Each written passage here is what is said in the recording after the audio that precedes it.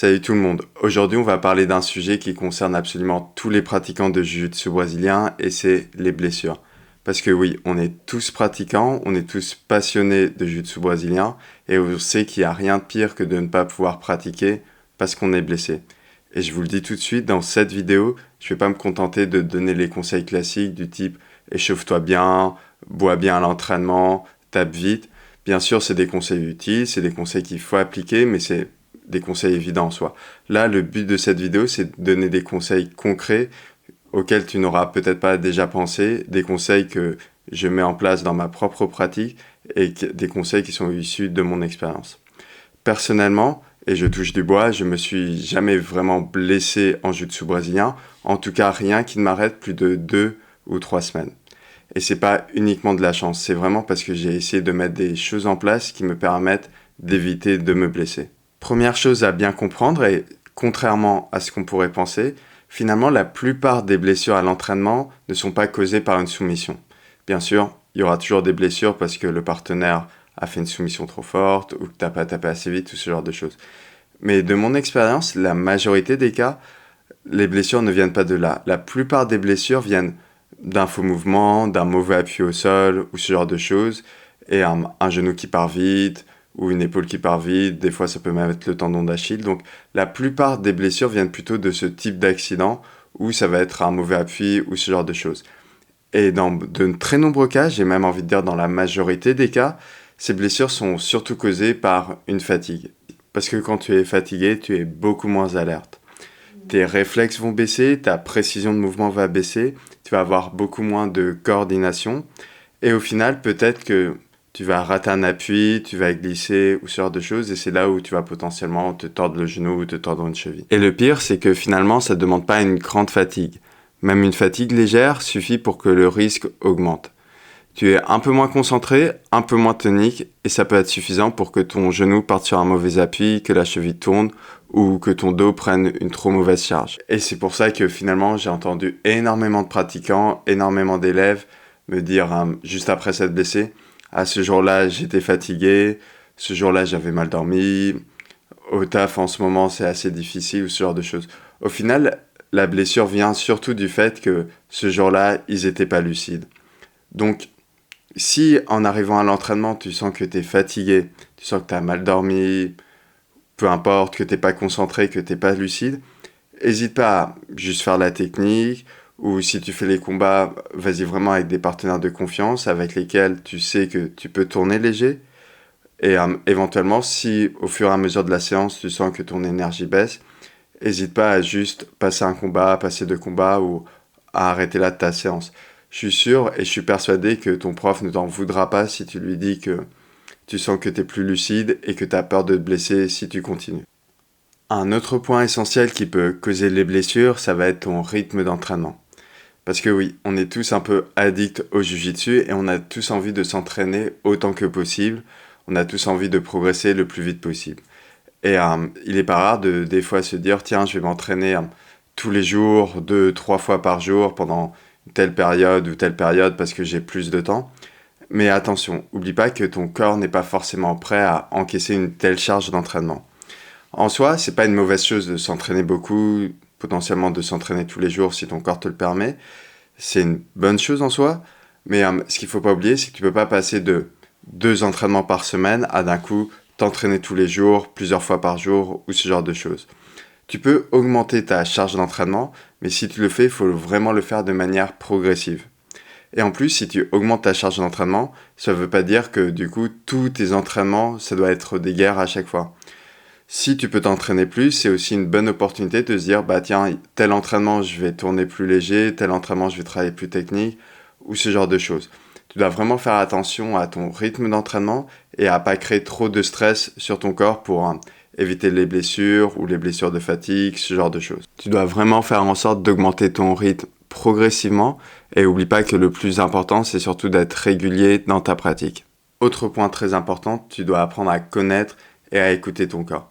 Tous les pratiquants, après chaque année, ont leur petit bobo ou on a tous des zones qui sont plus sensibles que d'autres.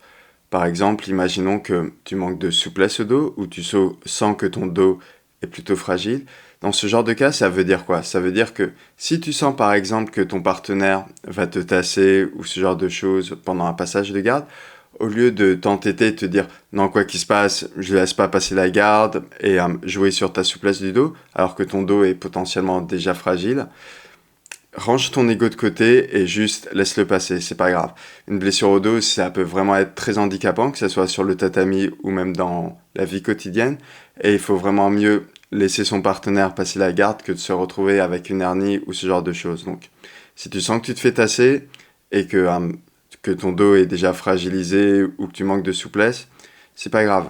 Laisse ton partenaire passer et au final, c'est bien mieux que de se faire passer la garde que de se retrouver avec une blessure au dos qui peut vraiment être très handicapante. Ton corps en soi envoie vraiment des signaux. La moindre douleur, la moindre raideur, ça peut être un signal que potentiellement tu es proche de te blesser. Apprends vraiment à reconnaître ces signaux et à les écouter. En soi, ça ne voudra pas dire que tu es plus faible ou moins viril ou je ne sais pas quelle bêtise. C'est vraiment important pour éviter les blessures d'apprendre à bien écouter ces signaux, surtout si tu veux continuer à pratiquer le jiu-jitsu sur le long terme. Un autre facteur très important, et je pense que c'est peut-être un des facteurs les plus importants pour éviter les blessures, j'ai même fait une vidéo entièrement dessus, c'est la gestion de l'ego. Et oui, on revient encore là-dessus, mais c'est vraiment très important. Et quand je parle d'ego, je ne parle pas uniquement du fait de taper vite quand on se fait soumettre ou ce genre de choses. Ça, bien sûr, c'est très important, il faut toujours l'avoir en tête.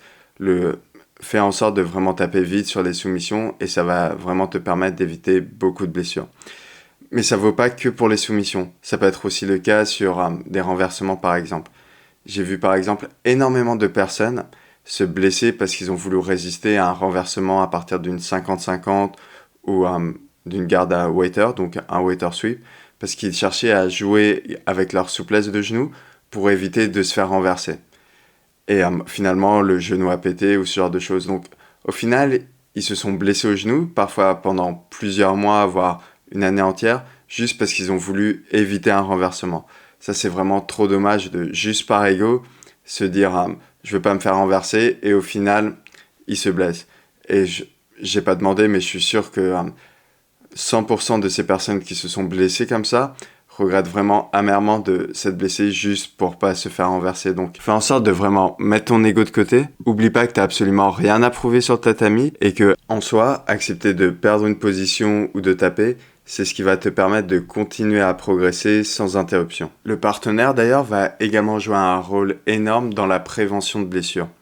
Idéalement, fais en sorte de tourner avec un partenaire d'à peu près le même poids que toi, ou s'il est plus lourd, assure-toi qu'il est habitué à tourner de manière safe avec des partenaires plus légers. Autre chose, et ça c'est également très important, tourne avec un partenaire qui souhaite tourner à la même intensité que la tienne. Si par exemple lui prépare une très grosse échéance ou ce genre de choses et qu'il veut se faire une vraie guerre à l'entraînement parce que il veut se sentir bien avant la compétition, alors que toi t'es un peu fatigué de ta journée et que tu veux juste faire un combat de chill, ça n'a aucun intérêt pour vous deux de tourner ensemble. Parce qu'au final, lui va un peu perdre son temps parce que toi, t'as pas envie de faire un combat à haute intensité. Et toi, tu vas risquer de te blesser si il s'adapte pas à toi. Donc, fais en sorte de tourner avec des personnes qui sont à peu près de ton gabarit ou qui savent s'adapter. Et des personnes qui veulent tourner à la même intensité que la tienne, ça c'est vraiment très important. D'ailleurs, être un bon partenaire, c'est pas uniquement protéger ta propre santé. Si tu demandes par exemple à ton partenaire de baisser son intensité, pense également à baisser la tienne. Ça peut paraître logique, mais c'est vraiment important.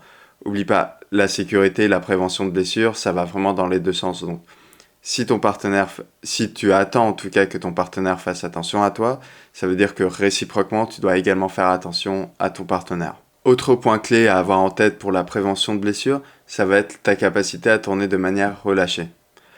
Oublie pas, le plus tu es crispé à l'entraînement, le plus ton corps va absorber les impacts de manière brutale. Alors que si tu es relâché, ça va être plus simple pour ton corps d'absorber les impacts.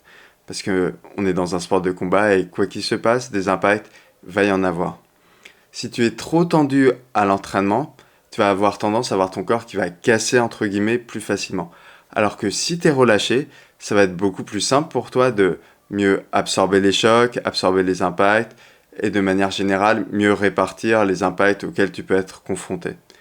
Pense à la fameuse métaphore qu'on connaît tous entre une branche sèche qui casse très facilement et la branche souple qui au final va se plier mais sans se casser.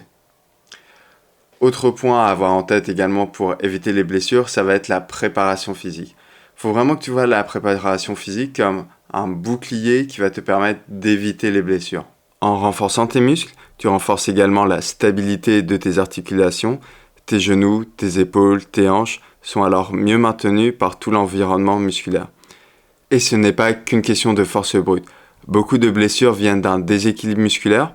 Par exemple, quand la chaîne postérieure, comme les ischios et les fessiers, sont beaucoup moins développées que la chaîne antérieure, comme les quadriceps. Ce déséquilibre crée alors une instabilité mécanique qui rend certaines articulations beaucoup plus vulnérables. Ajoute également à ça un travail de mobilité et éventuellement de proprioception, et ton corps sera beaucoup plus habitué à bouger dans des angles inhabituels, ce qui réduit encore plus le risque de blessure. Donc voilà, en conclusion, j'espère que cette vidéo va vraiment te permettre d'éviter les blessures. D'ailleurs, n'hésite pas en commentaire, je suis vraiment curieux à me dire si personnellement tu t'es déjà blessé et qu'est-ce que tu mets en place pour éviter que ça arrive encore. En tout cas, si la vidéo t'a plu, n'hésite pas à liker et à t'abonner. Pense également à me suivre sur Instagram, le nom du compte c'est Jonathan-IFT et je te dis à très vite.